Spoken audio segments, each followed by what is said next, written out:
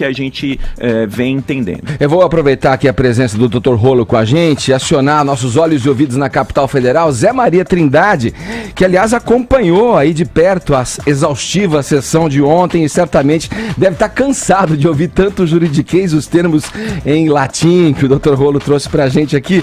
Zé, vamos lá, quantos por cento do voto da Rosa Weber você entendeu? Conta pra gente. Bom dia.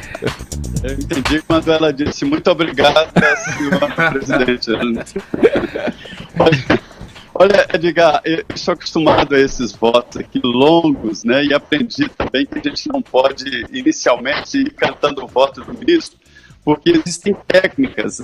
Na verdade, já houve um debate muito forte. Vamos tentar. Ô Zé, espera só um pouquinho, Zé, que tá ruim o áudio. A gente vai tentar a conexão novamente para ouvir o Zé Maria. Fala, Vini. Queria fazer uma pergunta pro Dr. Rolo também, porque ele falou aí do processo aí de eleição, né, dos recursos que a defesa do Lula pode tentar aí em caso de eleição.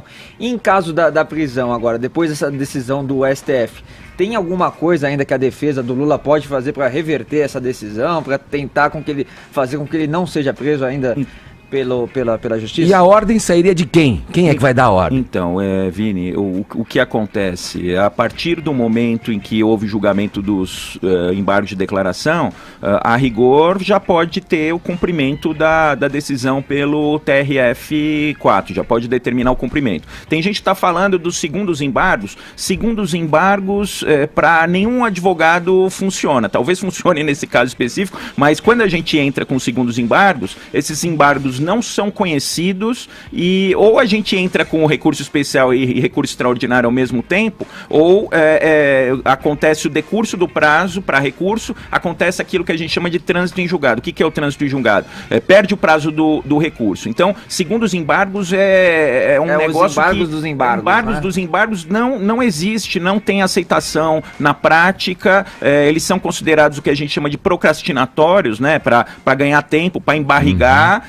Então, esses embargos aí, com certeza, não tem o condão de mudar a decisão e, muito provavelmente, se interpostos, vão ser rejeitados. Então, Vini, o que ele tem de opção aí? Entrar com recurso especial para o Superior Tribunal de Justiça, entrar com recurso extraordinário para o Supremo Tribunal Federal. Esses recursos, em tese, podem mudar a decisão, só que também, quando a gente fala em STJ, em STF, em tribunais superiores, a gente fala que não pode haver a revisão dos fatos.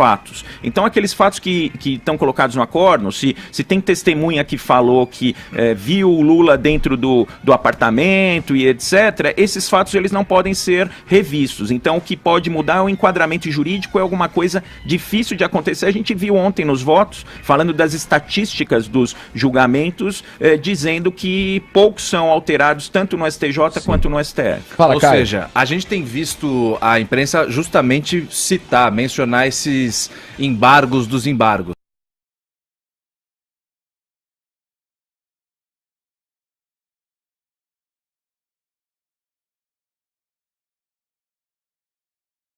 Dos traumas. A partir dessa negativa do habeas corpus pelo STF, também do STJ, agora, a partir de agora tá valendo. Qualquer dia pode ser dado uma canetada para que o Lula possa ser preso. Não falta mais nada. Agora o que acontece? Já teve a decisão dos primeiros embargos, a rigor já pode aí, parafraseando a hashtag de vocês aqui, aí pode partir para cima, né?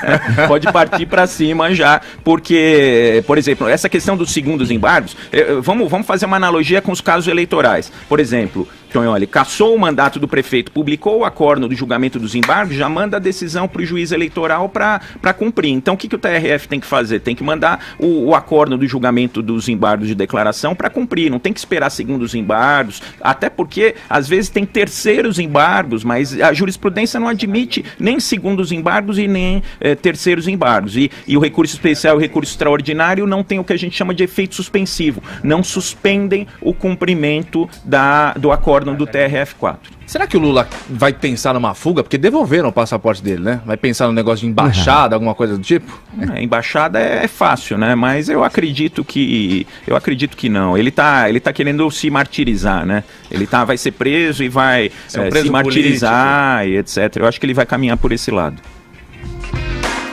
Quem Daqui vai? a pouco a gente vai falar com o Zé, aí estamos tentando reconectar aí o Zé Maria Trindade. Fala no orelhão, Zé Maria. Fala, Tonholi.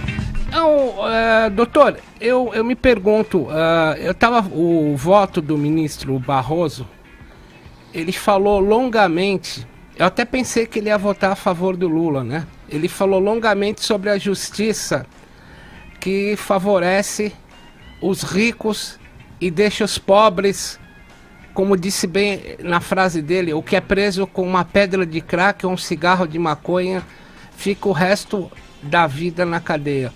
A pergunta é simples, doutor. Um advogado que não seja um advogado famoso ou seja um advogado de poucos recursos e que vá defender um depauperado, por que o depauperado não consegue chegar onde o Lula chegou, doutor? No mecanismo do direito, por que isso não acontece? Porque os processos são examinados conforme o caso, e esse caso é um caso de repercussão, tem excelentes advogados. Eu estava lá acompanhando o julgamento, falei, não, agora vai terminar. Aí o doutor Batóquio ia lá e pedia a palavra, formulava uma questão de ordem. Então, primeiro, advogados desta qualidade são poucos, né? Advogados dessa qualidade são poucos. E, infelizmente, por exemplo, eu estava ouvindo ontem falar de prisão por decisão final em segunda instância. Eu estava lembrando, na semana anterior teve lá a prisão, uma prisão cautelar para prestar depoimento. Isso agride muito mais a Constituição Federal, agride muito mais o devido processo legal do que a prisão em segunda instância. Então, Tonholi, o que acontece? Infelizmente, quando o advogado tem uma qualidade não tão boa e o caso não é um caso de tanta repercussão, o julgamento é diferente. Então, aquilo que o ministro Barroso falou de que tem gente presa que já devia ter sido solta e que o processo está lá perdido, o sujeito está esquecido dentro da cadeia e ninguém pede para ele ser solto. A metáfora da deusa Artemis que está na porta do STF com a venda nos olhos e as duas balanças é uma metáfora mesmo. Aquilo lá não acontece na realidade. Não acontece. Isso tanto na esfera civil quanto na esfera criminal, faz diferença a qualidade, a combatividade do advogado, a diligência no acompanhamento do processo. Isso faz diferença e tem processo. Por exemplo, se você, Tonholi, for aqui no Tribunal de Justiça de São Paulo, você vai ver que nas sessões criminais julgam 250 processos por sessão. Ontem eles ficaram 11 horas julgando um processo. Isso não acontece em 99,99% dos casos. É só ir aqui no Tribunal de Justiça de São Paulo, numa Câmara Criminal, ver que eles julgam 250, 300 processos de uma vez só. Ok. Estamos na linha com o Zé Maria Trindade agora. Zé, você estava tentando explicar o quanto você havia entendido do discurso, né, do voto da Rosa Weber, quantos por cento você tinha entendido do voto dela, mas a gente não entendeu porque a ligação estava ruim. Bom dia, agora vamos, Zé. Trindade? Tá difícil. Alô? Trindade, me ouve? Oi, Edgar, eu estive com ele lá em Brasília, conheci as nababescas instalações lá. Sim, da Jovem Pan. Vamos lá. Tonholi, quando o voto da Rosa Weber ficou claro, teve a intervenção ali, né, dos ministros Marco Aurélio Mello e o Ricardo Lewandowski, que foram pra cima dela, né? Conta um pouco desse momento pra gente, Tonholi, porque o voto é como você falou, né, o Tonholi mesmo citou, às vezes eles vão embasando esse voto e você acha que ele vai pra um caminho. Mas daí ele tá usando aquilo dentro da retórica para chegar onde ele deseja e desferir o voto. Tem essa confusão. E aí quando ela deixou claro, Tonholi, os caras foram para cima dela. Eu acho pelo seguinte, ela não estava deixando claro porque ela já tinha condenado, mandado para cadeia, condenados em segunda instância, no número de 58 pessoas. Ela estava embaçando. Quando ela começou a falar na semana passada que ela estava propensa a votar pelo Estatuto da Colegiabilidade, ou seja, pelo Estatuto da Maioria, sim, do plenário, e a gente estava com uma votação que sabia ser apertada, metade por metade. O que é ser colegial, né? Votar pela colegiabilidade quando você tem metade a favor e metade contra. Então era uma grande incógnita, tanto que os jornais que fecharam ontem à noite, antes do término do julgamento, porque tinham que ser entregues por aviões nas cidades de todo o Brasil, trazem que as manchetes são que Rosa Weber realmente decidiu sair do muro. Agora eu pergunto para o Dr. Rolo sobre a frase que o ministro Marco Aurélio Mello falou no fim do julgamento: venceu a estratégia, né? Que estratégia é essa, doutor Rolo? Então, o que acontece, Tonho, olha, é que tem duas ações declaratórias de constitucionalidade sobre esse tema da prisão em segunda instância para julgar lá. O ministro Marco Aurélio já liberou em dezembro de 2017, liberou essas duas ações para julgamento. Você tem duas ações, dois tipos de ação, vamos dizer assim. Uma ação que vale para todo mundo, que é essa ação declaratória de constitucionalidade, tem a ação específica do Lula, que é o habeas corpus. O habeas corpus só vale para o Lula. A ação declaratória de constitucionalidade vale para todas as pessoas a partir do momento em que ela for decidida. Tem o que a gente chama de efeito difuso, né? Vale para todas as pessoas. E o que acontece? Se colocasse, porque a tal da colegialidade que a ministra Rosa falou, significa que em 2016 o tribunal já assentou um posicionamento de que é possível, não é obrigatória, mas é possível a prisão a partir da condenação por 7-4, em segunda instância. Doutor? Por 7-4. Aí o que aconteceu? Então a ministra Rosa Weber, desde então, está mantendo esta colegialidade. E ela disse ontem o seguinte: peraí, eu não vou rever num habeas corpus, porque isso não vale para todo mundo. Se for rever a decisão, eu tenho que rever no julgamento das ações declaratórias de constitucionalidade. Então, por que o ministro Marco Aurélio falou isso? Se coloca para votar antes essas declaratórias de constitucionalidade, poderia haver a revisão para todo mundo desse posicionamento, e aí a colegialidade da ministra Rosa Weber poderia modificar a partir desta decisão. Ou seja, o Lula sairia ganhando. Então, mas aí que tá, essas ações elas vão ser julgadas. O que a ministra presidente ontem explicou, a ministra Carmen Lúcia explicou, é que o habeas corpus tem prioridade de julgamento, tem que colocar antes, e é verdade, tem que colocar antes o habeas corpus para julgar, mas essas ADCs vão entrar na pauta daqui 1 mês, daqui 2 meses, daqui 4 meses, não tem prazo para entrar, depende dela colocar, mas estão pressionando, vai colocar em julgamento, pode ser que essa decisão seja revista. Então, vamos pensar o seguinte, vamos supor que o Lula esteja preso pela decisão de segunda instância. Pode acontecer com o julgamento dessas ADCs que não só ele seja solto, como todos que estejam em igual situação, estupradores, todos aqueles que foram mencionados. Só para ilustrar o que a gente está falando do voto da ministra Rosa Weber na sessão de ontem, ainda era uma incógnita e ficou provado na sessão de ontem que até para os colegas dela do Supremo Tribunal Federal, a posição dela qual seria, se a favor ou contra o habeas corpus do presidente Lula. Prova disso é um trecho que a gente separou aqui, que a gente vai conferir, que o voto dela já tinha demorado aproximadamente 20 minutos, ninguém entendia, ainda não estava claro para que lado ela ia. A frase que ela soltou, que foi decisiva, foi quando ela disse: porém, não fere me fugiu a palavra agora, a presunção de inocência. Quando ela falou essa frase, deixou claro que ela iria votar de acordo com o relator Edson Fachin, e aí 2 ministros se manifestaram, Marco Aurélio Mello e, na sequência, Ricardo Lewandowski, que são do time pró-Lula. Vamos ver? Vossa Excelência me permite uma parte? Pois não, ministro Marco Aurélio. E a apreciação dos pedidos formulados nas declaratórias de constitucionalidade fosse hoje, haveria maioria para deferir liminar ante a evolução do ministro Gilmar Mendes. E nós teríamos lá efeito vinculante.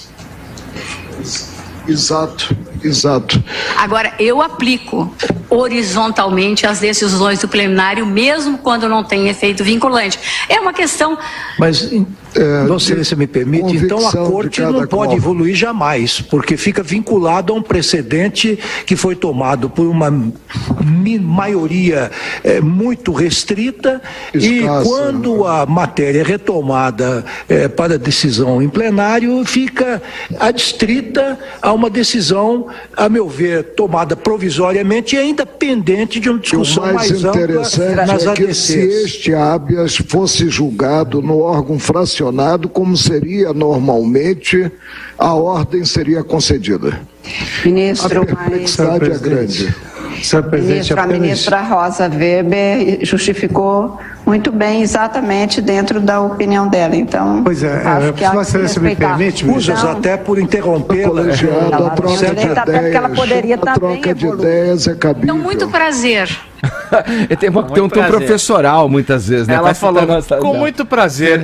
Eu demorei muito no meu voto, então é normal que a cabeça se confunda, como quem diz. O senhor tá confuso, fica quietinho aí, deixa eu votar na minha. Ó, antes de passar pro outro ministro que a gente quer falar, que o Caio também preparou uma coisa pra gente, não é do Supremo Tribunal Federal, dos ministros do Supremo, mudar voto na hora pelo argumento do colega. Isso não é uma coisa comum, ou acontece, Rô? Não, acontece, não é só no Supremo de Tribunal. um ministro ouvir um discurso de outro e mudar o seu voto. A finalidade do julgamento colegiado é justamente essa, que as teses sejam colocadas e às vezes um que está pensando numa determinada posição muda de voto, só que também tem que ter um limite respeitoso desse convencimento. Entendi. Bom, na sessão de ontem, que rejeitou o habeas corpus do pedido por Lula, o ministro Gilmar Mendes fez duras críticas à imprensa e disse que o Supremo não pode se orientar pelo clamor popular.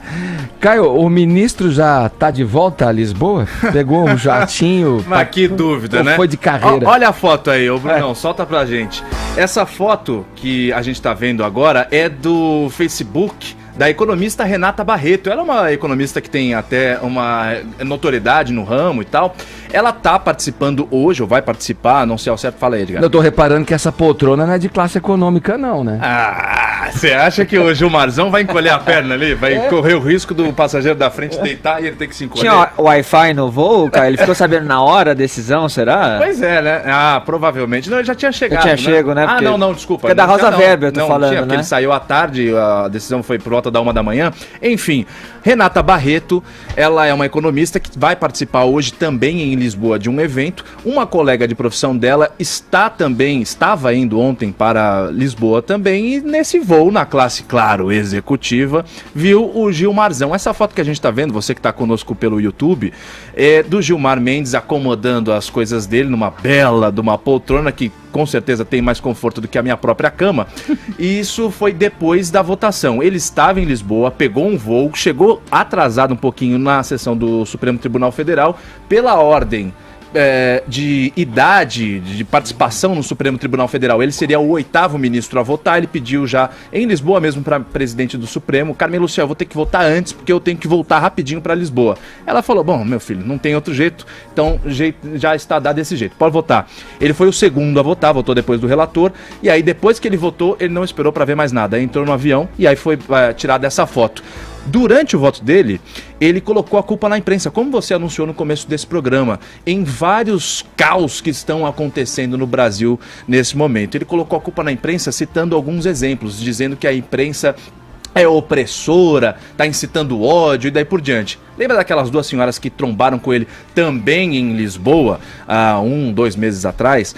Quando elas falaram palavras de ódio contra ele, tal, filmaram com o celular, ele virou e falou: pô, aquela época o jornal O Globo colocou como manchete: olha, as senhoras hostilizaram Gilmar Mendes, o que você faria? Depois ele citou outra matéria de domingo, desse último domingo da Folha de São Paulo, mencionando as folgas em excesso. 88 dias. Exatamente, além dos sábados E aí ele falou que ele não concorda com férias de 2 meses, né? Pois Mas é. aí E o que com os acontece? penduricalhos também não. O que acontece? Tá em Lisboa em semana normal, né? Ele não concorda, mas tá indo, já foi, já Olha tá aqui. lá. E pelo Instituto IDP lá, que é o Instituto, particular dele. Sim. Ah, Olha, Fala aí, não, não, pode concluir, Citou Caio. o Jornal Nacional também, né, Citou cara? o Jornal Nacional. O William Bonner, inclusive, ontem falou: olha, peraí, não foi a nossa intenção aqui achincalhar ninguém. O termo foi mídia opressiva. Mídia opressiva, é isso aí. É. Olha, fechou, Caio? Eu tenho um vídeo pra chamar pra gente Vai ver lá, essa parte vai lá ele- que o nosso tempo tá apertado. Eu queria uma Vamos última rapidinho. pergunta pro Dr. Rola. Vamos ouvir a parte que ele põe a culpa na imprensa e Sim. fala: olha, se for pra ser assim, é melhor a gente deixar de existir. Vamos ver.